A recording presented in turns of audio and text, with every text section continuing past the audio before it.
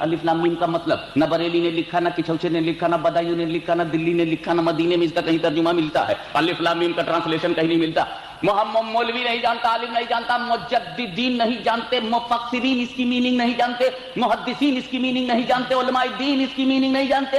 میں منبر رسول پر بیٹھ کر چیلنج کرتا ہوں کہ خود جبریل امین بھی اس کی میننگ نہیں جانتے، خود جبریل امین بھی اس کی میننگ نہیں جانتے. الف کا کیا مطلب ہے جبریل کو نہیں معلوم، لام کا کیا مطلب ہے جبریل کو نہیں معلوم، میم کا کیا مطلب ہے جبریل کو نہیں معلوم. اچھا کیا سچویشن ہوگی جب جبریل وحی لے کے آئے؟ تو پہلے تو تم وہ بات سن لو جو ہوئی، پھر اس کو آئیڈیا سے سوچو، نیکسٹ کیا ایکشن مجھ سے سن لو، ریئیکشن آٹومیٹک سمجھ میں آ جائے گا. ایکشن مجھ سے سمجھ لو، ریئیکشن آٹومیٹک سمجھ میں آ جائے گا. کہ جبریل امین لے کر کے رسول کے پاس آئے. جبریل نے کہا الف، رسول نے کہا فہمتو. جبریل نے کہا لام، رسول نے کہا فہمتو. جبریل نے کہا میم، رسول نے کہا فہمتو. یعنی جبریل جب آئے کہنے لگے الف، رسول نے کہا میں سمجھ گیا. لام، میں سمجھ گیا. رسول صرف اتنا کہہ رہے میں سمجھ گیا. اور جب جبریل نے کہا میم تو رسول نے کہا میں سمجھ گیا. اور جب جبریل نے کہا ذالک الکتاب لا ریب فیہ ھدی للمتقین الذین یؤمنون بالغیب، تب رسول نے نہیں کہا میں سمجھ گیا.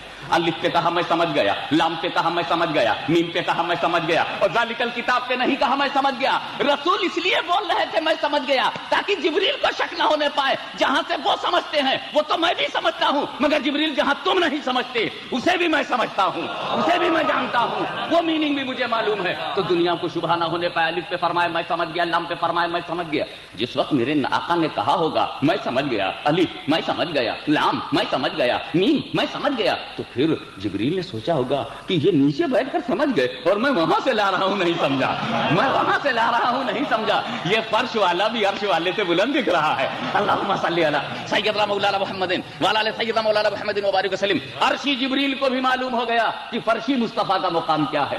میں نہیں سمجھا. بڑا ضروری تھا، اٹ واز موسٹ امپورٹنٹ کہ قرآن میں کچھ آیتیں ایسی بھی ہوں،